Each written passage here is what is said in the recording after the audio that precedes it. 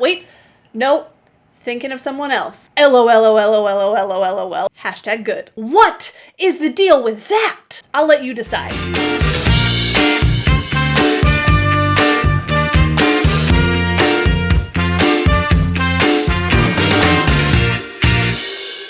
What's up everybody, Tara Wellman here. Welcome back to Birdseeds, the channel where I try to keep you in the loop and entertained on all things St. Louis Cardinals. Before the season started, I did a video about the top 5 storylines to watch for the St. Louis Cardinals in 2019. And with just a few weeks to go before the playoffs, I decided to revisit that list and see how I did in trying to predict the important performances that this team would need to get to where they are now, leaders in the NL Central with just 19 games to go.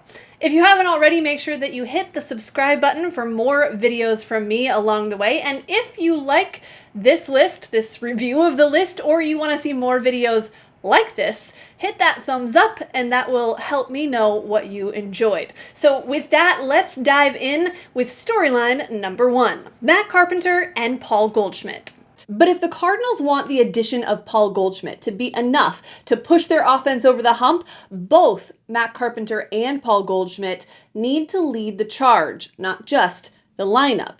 I don't know if I nailed this in that the struggles of Matt Carpenter and Paul Goldschmidt have undoubtedly been the story of the offense, or lack thereof, for this team in 2019, or if I totally whiffed in thinking that last year's struggles were going to be one-offs. I'll let you decide.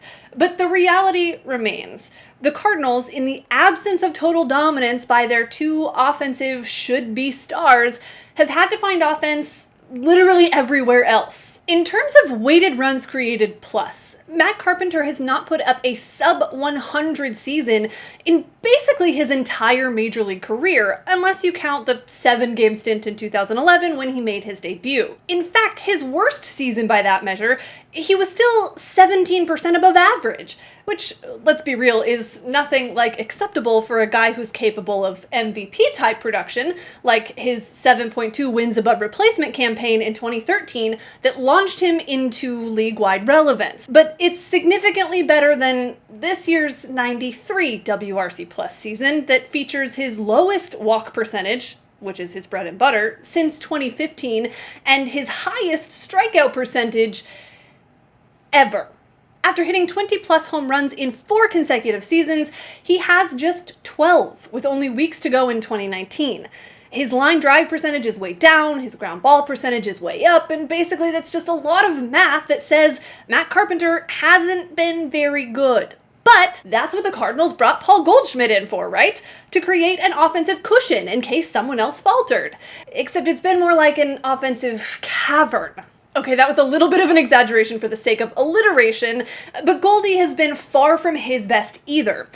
A 5+ WAR player the last 2 seasons, he's been worth just 2.4 wins above replacement in 2019. His walk percentage is also at a 6-year low, and he's slugging at just a .463 clip, which is the lowest mark of his career. Now, it's not all bad. He does have 29 homers and 80 runs batted in, so he's creeping up on that 3,100 season that's sort of a perennial mark of doing something right. But his 111 WRC plus falls dramatically short of other teams' superstars, like Milwaukee's Christian Yelich at 173, or LA's Cody Bellinger at 165, Washington's Anthony Rendon at 162, even Goldie's former Arizona teammate Ketel Marte has posted an impressive 149 WRC plus this season. Fortunately for the Cardinals, Marcell Ozuna has worked around time on the IL to put up good numbers, Dexter Fowler has bounced back in a brilliant way, and Kolten Wong, well, we'll get to that in a minute. But the Cardinals being middle to lower third of the pack in most offensive stats is in large part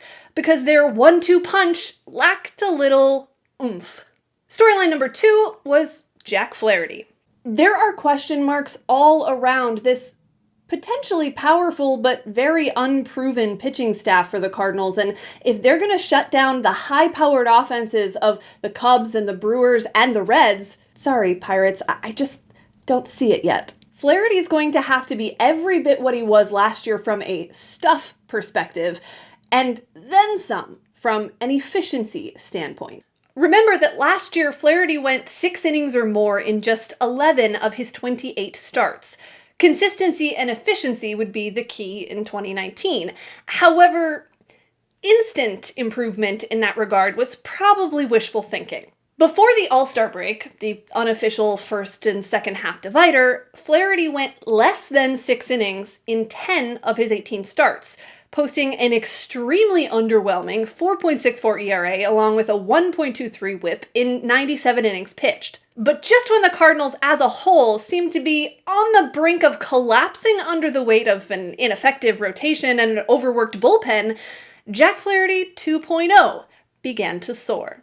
In the 11 games he started since the All-Star break, he's left the game before completing 6 innings twice. He's gone at least 7 innings 6 times and improved that to 8 innings pitched in his last 2 outings. His second half ERA is an MLB best .76, which is very close to a full run better than the next closest starter, Sonny Gray, who's posted a 1.61 ERA in his 11 second half starts. Also impressive, the growing strikeout tally. Jack currently sits at 196 Ks on the year, well on his way to becoming just the 3rd Cardinal starter to eclipse the 200 strikeouts mark since St. Louis's last World Series title. Carlos Martinez did it with 217 in 2017, and Adam Wainwright finished the 2013 season with 219 strikeouts. It feels safe to say that there's a pretty direct correlation between Flaherty's improved performance in the second half and the team's as a whole. And that is despite the absolutely absurd lack of run support from the offense on days where Jack takes the ball. What is the deal with that? But I digress. Storyline number 3, the bullpen. Keep an eye on how manager Mike Shildt utilizes those arms to start the year. He's set the stage for sort of a closer by committee type arrangement, opting to define roles based on specific circumstances or skill sets as opposed to assigning a certain inning. Closer by committee, huh? LOL. Despite having the experience of Andrew Miller and the ability of John Brebbia to back the power of Jordan Hicks, the "we're not really naming a closer" thing didn't last long.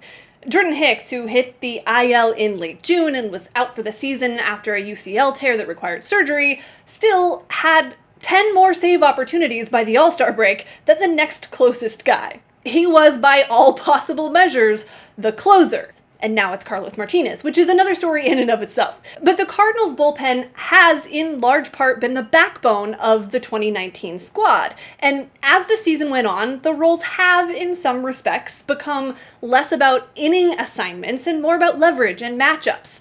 And mostly, it's worked. Thanks to massive contributions from somewhat unlikely heroes in John Gant and Giovanni Gallegos, the Cardinals have a relief corps that is adding significantly to their win probability. In fact, Fangraphs leaderboards have them second in bullpen win probability added behind the San Francisco Giants. Win probability added basically takes into account how likely a team is to win based on every given change over the course of a game, tallying up every positive contribution, subtracting the negative ones, to calculate essentially pitch by pitch and at bat by at bat the probability of winning. Essentially, Cardinals manager Mike Shilt's bullpen usage and those pitchers' execution has increased the likelihood of a win more often than not. Also of note, the Cardinals currently have 3 relievers with more than 60 innings pitched. But more importantly, as recently pointed out by St. Louis Post-Dispatch writer Derek Gould, the Cardinals could avoid a reliever appearing in more than 70 games for the first time since 2010. That's a credit to, as promised, spreading out the workload, and it could, in theory, pay off down the stretch and beyond with arms that are slightly less damaged than in years past. Of course, the bullpen has looked more beleaguered than bolstered at times lately, but rosters have expanded, so hopefully that helps reset the tone. Storyline number 3 has become a hot topic: the starting outfield. There are legitimate question marks about all 3 of the Cardinals' starting outfielders this season. Marcell Ozuna is coming off of a winter where he had shoulder surgery that took longer to recover from than anticipated. Harrison Bader, of course, won the hearts of Cardinal Nation with his hustle last year, but can his offense keep up with his defense? And Dexter Fowler is out to prove that the worst season of his career was the outlier, not the new normal.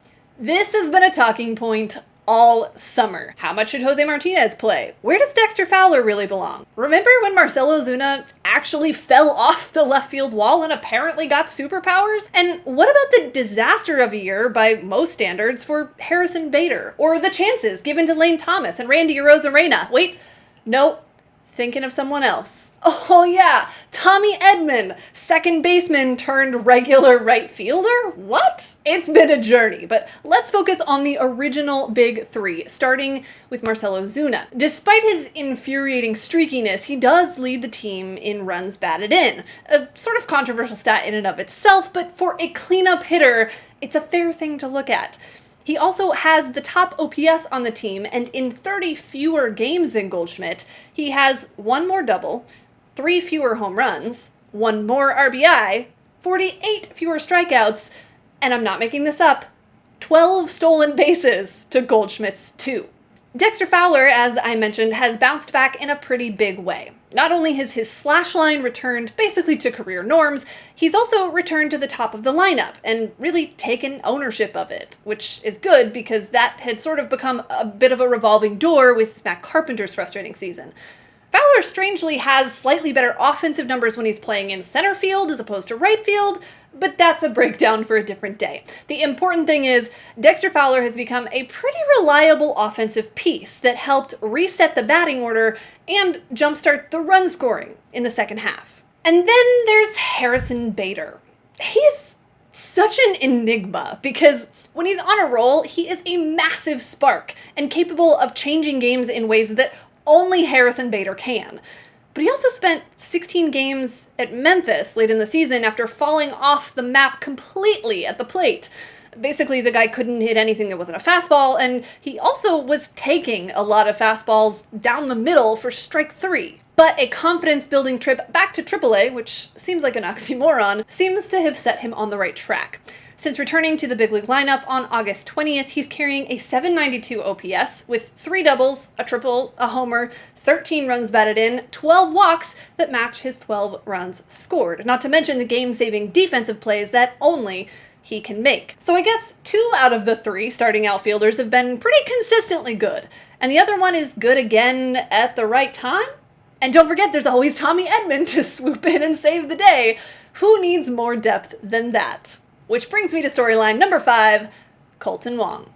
If you've been around for very long at all, you know that I have been driving the We Believe in Kolten Wong bus for years. And if you want to know why, check out this very long but very informative interview I did with JJ Bailey over the winter. But even I have to say that this year, it's time to put up or shut up. I could really just say, message received, and leave it at that. But you know what, actually, I can't. Kolten Wong and his 110 WRC plus, along with his 105 deserved runs created plus, if you want to go that route, is finally making the baseball world take notice. Offensively, he's worked his season batting average to a strong 286, and his 792 OPS is third on the team behind Marcell Ozuna and Paul Goldschmidt, thanks to his 24 doubles, 4 triples, 3 of which came in the same week, 10 home runs, and 45 walks. But here's the thing that's really impressive. His first half was only okay. And okay means actually pretty below average, according to his 85 WRC plus. Since the break, though, his slash line is a massive 358 average, 432 on-base percentage, 512 slugging percentage for a 945 OPS, and his WRC plus is a whopping 151. If I lost you in all the numbers there, don't worry. Just know that those are like second-tier MVP vote type numbers. Oh, and defensively, he leads baseball in range factor per games played, according to Baseball Reference, and via Fangraphs, he leads all National League second basemen in defensive runs saved by double the closest challenger. Basically, pull up any defensive stat you like, and there's a good chance that it'll tell you that Kolten Wong is the best defensive second baseman in the National League, and it's not particularly close. You know I could say more because Kolten is my guy, but it's honestly just really satisfying enough to watch the rest of the world come to the conclusion that this Kolten kid might actually be, dare I say it, #good. And really, this team has needed it in every possible way. I gotta say, as far as things to watch lists go, I kind of feel like I nailed it with this. If I could add anything in hindsight, it would definitely be the journey of Paul DeJong. It's been a bit of a roller coaster, but much like the contributions from Fowler and from Wong, this team would be absolutely sunk offensively without him. And his overall defensive steadiness has settled the middle infield in a remarkably valuable way. But what do you think? In hindsight, what other storylines should we have seen coming? Or what's your favorite storyline that we didn't see coming? And what about the last few weeks of the season? What will be the key for the Cardinals making this home stretch a success? Let me know in the comments below, and then make sure you hit the subscribe button so that we can compare notes again later. Thanks everyone for watching. I'm Tara Wellman, and I'll see you next time.